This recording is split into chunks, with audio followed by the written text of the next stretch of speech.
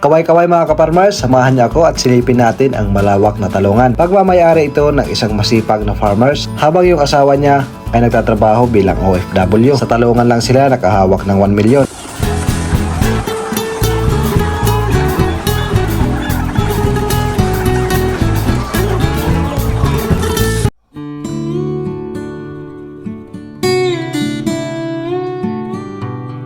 Isang pinagpalang araw sa ating lahat mga ka-farmers. Welcome na naman muli sa ating YouTube channel. Sa mga nagbabalak pumasok sa farming business, hindi lang pagpupultre o pag-aalaga ng manok o mga livestock ang pwede nating pasukin o pagkakitaan. Kaya kung mayroon kayong lupang bakante na pwede mo pagtaniman, papakita ko sa inyo ang isang nakaka-inspire at isang kwento na pwede natin gayahin. Bakit talong mga ka-farmers ang pwede nating itanim? Ang pinakauna dyan, hindi mahirap patubuin. At ang pinakamaganda, matagal natin na panahon, pwede mapakinabangan at makapag-harvest tayo. Kahit matanda na yung mga puno ng talong, basta tuloy-tuloy lang yung ating pagpo-pruning at malinis lagi ang mga puno ng ating mga talong, siguradong mamumunga yan. Ang kwento ng isang kapwa nating ka-farmers ay talaga naman nakaka-inspire. At ang asawa niya nagtatrabaho bilang OFW sa ibang bansa, bilang isang sales associate sa Dubai. Ang sarap pakinggan mga ka-farmers, pero dito sa atin, sales lady lang yan o tindera. Biro lang mga ka-farmers, makapagalitan ako ni madam. Ito yung naging kwento mga ka-farmers. Habang nagtatrabaho si ma'am sa Dubai, ang kanyang asawa naman ay sinusubukan ang iba't ibang pagtatanim ng mga gulay. At base sa kanilang kwento, dito sa talungan, dito sila nagtagumpay. Napakaganda ng kanilang tandem mga ka-farmers. Isang misis na OFW na nagsisipag sa ibang bansa at ang asawa niya naman ay masipag na farmers. Sa bawat padala ni ma'am, hindi nasasayang ang kanyang mga pinaghirapan sa ibang bansa. At ang mga ganitong mister, nakaka-proud. Alam niyo kung bakit? Bibihira lang ang mga mister na iniisip ang kinabukasan, ang bawat padala, ang bawat pirang pinapadala sa pamilya para bigyan ng halaga at mas lalo pang paunlarin. Sa likod ng pagtatanim ng talong ng kanyang asawa mga ka-farmers, hindi niya akalain na yan ang magbibigay daan para makauwi siya sa Pilipinas at makapag-for good. Sa pag-uwi niya sa Pilipinas, siya naman ay naging labandera. Nakita niyo naman, Ariel at napakaraming tubig. Biro lang mga ka-farmers, yan po ay gagamitin pang-spray para sa mga tanim na talong. Dahil para sa kanila, magandang paghaluin yung Ariel na powder at saka yung green foliar. Marami yung ating mga ka-farmers na minamaliit lang ang pagtatanim ng talong. Maraming nagsasabi na mura lang daw ang pilihan. At may mga ka-farmers na nalulugi sa pagtatanim ng talong. Pero paano kung sasabihin natin dito sa pagtatanim nila ng talong, dito lang nila nahawakan ang milyon. Sa tagal nilang nangangamuhan o pagtatrabaho sa ibang bansa o kahit dito sa Pilipinas, never pa nilang nahawakan ang 1 milyon. Napakahirap mga ka-farmers mag-ipon ng 1 milyon. Pwera na lang kung kontraktor ka dito sa Pilipinas. Barya lang yun sa kanila mga ka-farmers. Biro lang yan mga ka-farmers, pero parang totoo. Ang lawak ng talungan na ito ay more than 1 hectare. Kaya para sa ating ka-farmers, kung mayroon kayong mga lupa na hindi naaalagaan or walang mga tanim, pwede nyong pasukin ang pagtatanim ng talong. Kung hindi kayo naniniwala na kaya itong kumita ng more than 1 milyon, makikita nyo mamaya kung gaano karami ang kanilang hinaharvest ng mga talong.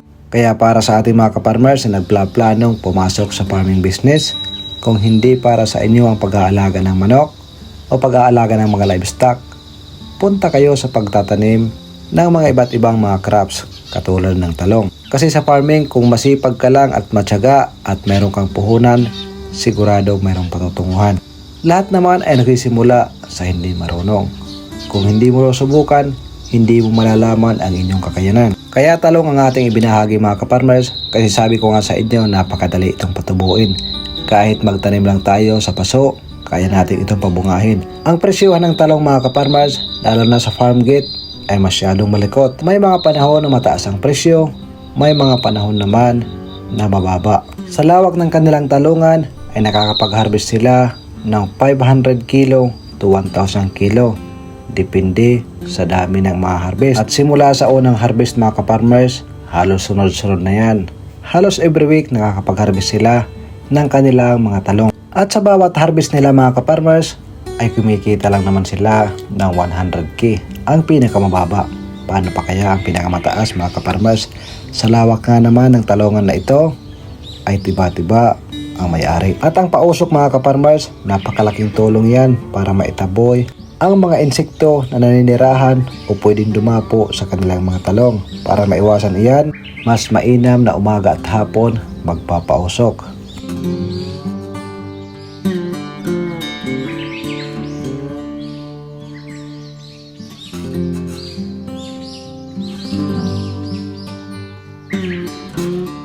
Kung meron tayong mga tanim na mga talong, kailangan alagang-alaga.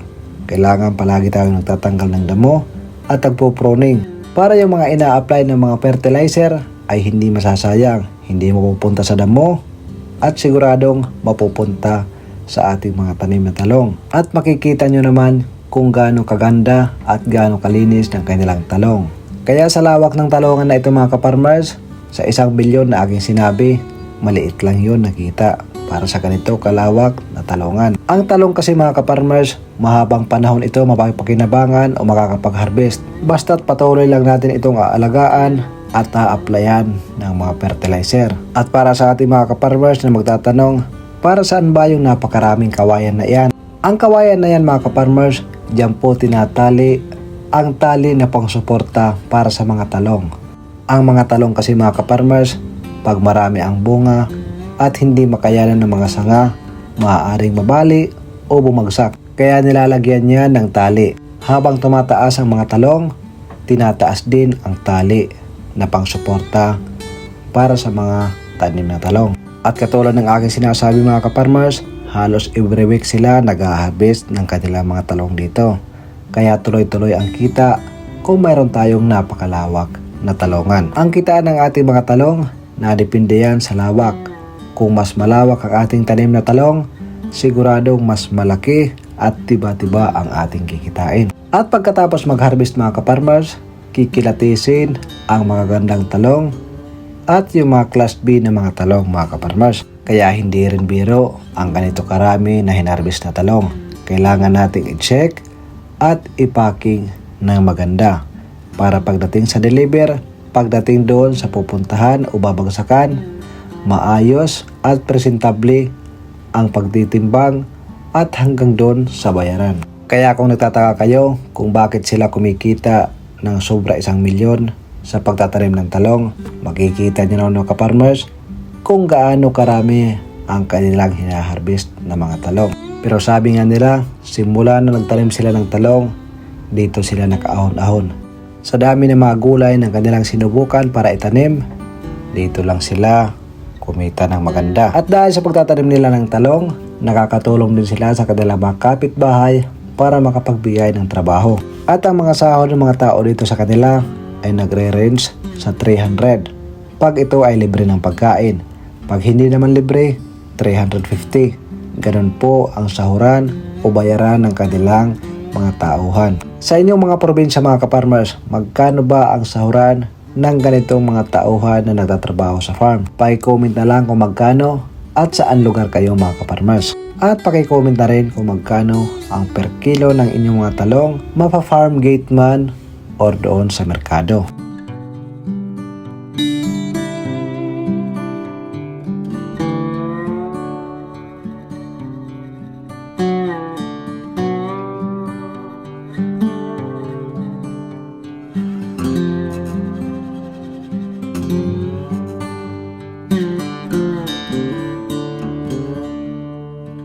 At pagkatapos ibalot ang mga talong, isa-isa itong isasakay sa kanilang van o kanilang sasakyan para i-deliver sa iba't ibang mga merkado para maging pera. Talaga naman malaki ang potential income sa farming business. Basta't alam lang natin ang pasikot-sikot at pag-aralan din natin kung papaano natin palalaguin yung ating mga farm at negosyo na pinapasok.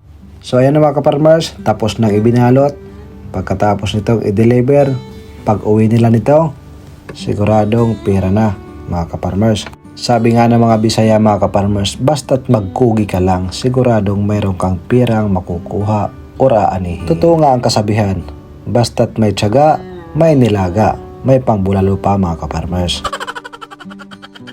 Pero pag mayroong mga panahon na kumikita sila ng maganda, may mga panahon naman na minamalas mga ka-farmers at sinusubok ng panahon. At alam naman natin dito sa Pilipinas ay daanan talaga ng bagyo at kinukurakot pa yung pang flood control mga ka-farmers. Kaya ganito na lang ang pwede mangyari. Pagkatapos ng bagyo at malakas na ulan, ito ang tumambad sa kanila mga ka-farmers. Isang pagsubok ang kanilang pinagdaanan. Pinadapa ang kanilang napakaraming talong mga ka-farmers.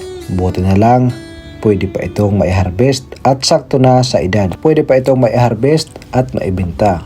Pero yung mga bulaklak at maliit na mga bunga na dapat sana ay kikitain yan sa mga susunod na buwan. Thank you yun mga ka-farmers. Bye bye. Ganun talaga ang buhay.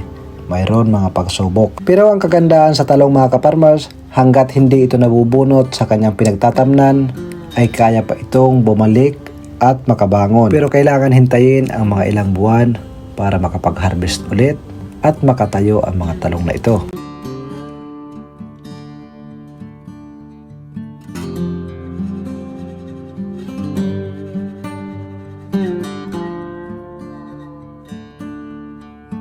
Pagkalipas ng lampas isang buwan mga ka-farmers, ito na yung mga talong na dinaanan ng malakas na baha, namumunga at namumulaklak at tuloy-tuloy pinagkakakitaan. So paano mga ka-farmers na nagbabalak pumasok sa farming business? Sana ay nagkaroon kayo ng idea at na-inspire kayo sa ating videos na ito. At para naman sa ating mga ka-farmers na hindi pa nakapag-subscribe, huwag niyong kalimutan mag-subscribe sa ating YouTube channel. At maaari niyong i-share ang ating videos na ito, mapa-Facebook man o sa YouTube, para mas marami pang mga ka-farmers at ma-inspire at makakita sa videos na ito. So paano mga ka-farmers, hanggang dito na lang.